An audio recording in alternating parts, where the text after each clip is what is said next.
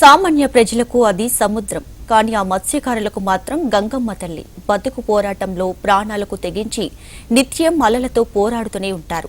సముద్రాన్ని నమ్ముకుని జీవనం సాగించే వారి జీవితాలు సముద్ర అలలాగే ఉంటాయి. వలల్లో చేపలు పడితేనే నోట్లోకి 5,000 వెళ్తాయి, లేదంటే పస్తులు ఉండాల్సిన పరిస్థితి. అయితే తాము కష్టపడి సంపాదిస్తున్న వాటిని తమిళనాడు మత్స్యకారులు దోచుకుంటున్నారని ఆరోపిస్తున్నారు ప్రకాశం జిల్లాలోని మత్స్యకారులు. ఇంతకీ వారి సమస్యలేంటి, వారు పడుతున్న ఇబ్బందులేంటి, ఈ స్టోరీలో చూద్దాం. లోపల మాత్రం చాలా పెద్ద అలజడులు జరుగుతూ ఉంటాయి.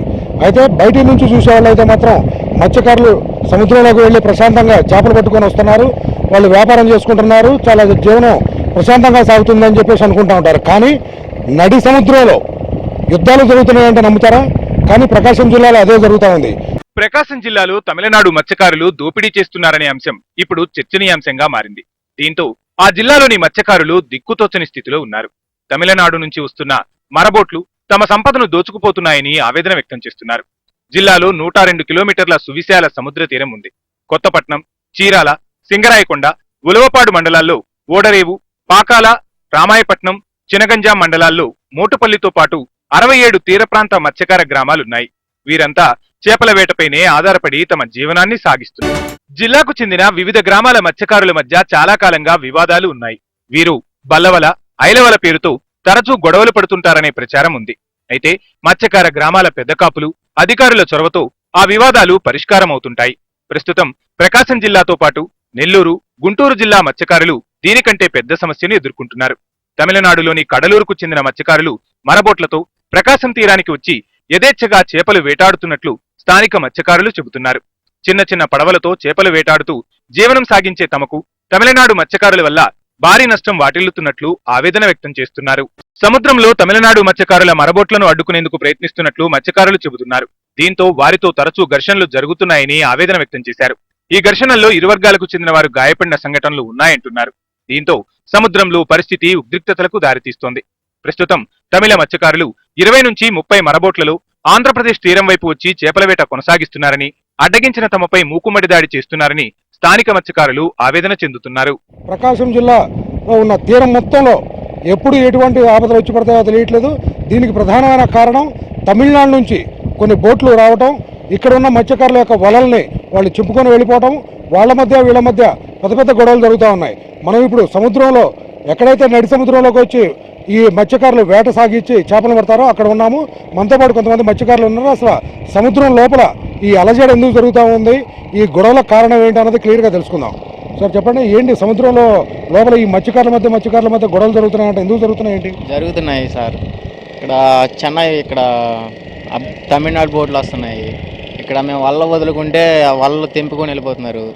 ఏంటంటే మేము అడుగుతుంటే మమ్మల్ని కొడతాకు వస్తున్నారు. వాళ్ళు పెద్ద పెద్ద బోట్లు, వాళ్ళు మా అంటే చిన్న బోట్లు. అలా ఏదన్నా మేము అడిగితే సమాధానం చెప్పట్లేదు. వాళ్ళు వచ్చి మా చిన్న బోట్లు గుద్దేసి వెళ్ళిపోతున్నారు. గొడవలు జరుగుతున్నాయి. వాళ్ళకి తమిళనాడు వాళ్ళకి మా పెద్ద అధికారుల తర్వాత పంపిస్తే వాళ్ళు ఏమంటున్నారంటే పంచాయతీ పెడుతున్నారు కానీ అది సాల్వ్ అవ్వట్లేదు. అంటే ఇప్పుడు పెద్ద బోట్లు అంటే ఏంటి, వాళ్ళ బోట్లకి మీ బోట్లకు ఉన్న తేడా ఏంటి? వాళ్ళ బోట్లు అంటే పెద్ద ఇంజిన్లు, పెద్ద బోట్లు. మా ఏంటంటే చిన్న బోట్లు. ఏంటంటే వాళ్ళు వచ్చి గుద్దేసినా, ఏమన్నా జరిగినా కానీ, ఎవరన్నా చనిపోయినా కానీ దిక్కు మొక్కు లేదు మాకు. ఇక వాళ్ళు చంపేసి వెళ్ళిపోయినా ఏది దిక్కు మొక్కు లేదు. ఏం చేస్తాం సార్, మేము భయపడిపోయి మేము ఇక గమ్ముగా ఉండాల్సి వస్తుంది. లక్షల్లో పోతుంది. అంటే ఇప్పుడు వాళ్ళు బోట్లు ఒక బోటు 2 బోట్లు వస్తాయా, లేకుంటే వరుసగా బోట్లు ఎక్కువ వస్తూ ఉంటాయా? వరుసగా వస్తున్నాయి. 30 బోట్లు 40 బోట్లు వరుసగా వస్తున్నాయి. మా మంది నుంచి భయపడిపోయి మేము వెళ్తున్నాం వాళ్ళ దగ్గరికి. వాళ్ళు ఇష్ట ప్రకారంగా వాళ్ళు చింపేసి లాక్కెళ్ళిపోతున్నారు. మాకు లక్షల్లో నష్టం వస్తుంది. అంటే వలలు చింపేయటం అంటే లోపల ఉంటాయి కదా వలలో, కానీ లోపల ఉన్న వలలను ఎట్లా చింపేస్తారో ఎందుకు చిరుగుతాయి? మేము లోన వల వదులుతాం సార్. వల వదిలినప్పుడు వాళ్ళు బలలు ఉంటాయి. ఆ బలలు చిక్కుకొని వలలో చినిగిపోతాయి బాగా. అంటే మిషన్లు ఉంటాయా కింద? మిషన్ లాంటి బల్లలు ఉంటాయి. ఆ బల్లలో ఒక బల్ల వచ్చి వాళ్ళకి 70,000 80,000 ఉంటుంది. 2 బల్లలు ఉంటాయి. అయ్యే మాకు చింపేస్తుంటాయి వాళ్ళు. ఏంటి మరి ఇది పెద్ద మనుషుల మధ్యలో పెట్టారా? ఇది ఎంతకాలం నుంచి జరుగుతుంది? చాలా ఎప్పటి నుంచో జరుగుతుంది సార్. జరుగుతుంది కానీ పట్టించుకోవట్లా, పై అధికారులు పట్టించుకోవట్లా. అంటే మీరు ఇప్పుడు మీ పెద్ద మనుషులు వాళ్ళ పెద్ద మనుషులు కూర్చొని మాట్లాడటం ఏమన్నా జరిగినాయి? మాట్లాడటం అంటే మాకు కొన్ని జరిగినాయి. అన్నీ అందరూ వచ్చి చేశారు. కొంచెం చేస్తేనో ఇక వాళ్ళు ఏమి రెస్పాండ్ అవ్వట్లేదు, చెప్పటం లేదు, ఏం చెప్పటం లేదు. మాకేందంటే ఇప్పుడు వల్ల చినిగిపోతే మేము చిన్న బోట్లు కొద్దిగా వల్ల చేసుకుని వెళ్ళి ఆటాడుకునే వాళ్ళమి. అందుకే మాకు నష్టపరిహారం జరుగుతుంది. ఇప్పటికైనా కానీ స్థానిక నేతలు, ప్రజాప్రతినిధులు, అదేవిధంగా ఇక్కడ ఉన్న సంఘ నాయకులు వీళ్ళందరూ కలిసి ఒక నిర్ణయం తీసుకొని వీళ్ళ మధ్య ఒక రాజీ కుదర్చకపోతే మాత్రం ప్రాణహాని కూడా జరిగే అవకాశం ఉంది అని చెప్పేసి భయపడతా ఉన్నారు. ఇది ఇక్కడున్న తాజా పరిస్థితి. కెమెరామెన్ శ్రీనివాస్తో శౌరి, ప్రకాశం. నిబంధనలకు విరుద్ధంగా తమిళనాడు మత్స్యకారులు ఆంధ్ర తీరంలో చేపల వేట కొనసాగిస్తున్నారని స్థానిక మత్స్యకారులు ఆరోపిస్తున్నారు. తీరం నుంచి 8 కిలోమీటర్లు మరబోట్లతో చేపలు పట్టకూడదనే నిబంధన ఉన్నా రింగు వలల్ని కూడా ఉపయోగించడానికి వీల్లేదంటున్నారు. కానీ అందుకు విరుద్ధంగా తమిళనాడు జాలర్లు వేట కొనసాగిస్తున్నారని చెప్పారు. తమ జీవనోపాధిని దెబ్బతీస్తున్న వారిపై తక్షణమే చర్యలు తీసుకోవాలని ప్రకాశం జిల్లా మత్స్యకారులు కోరుతున్నారు.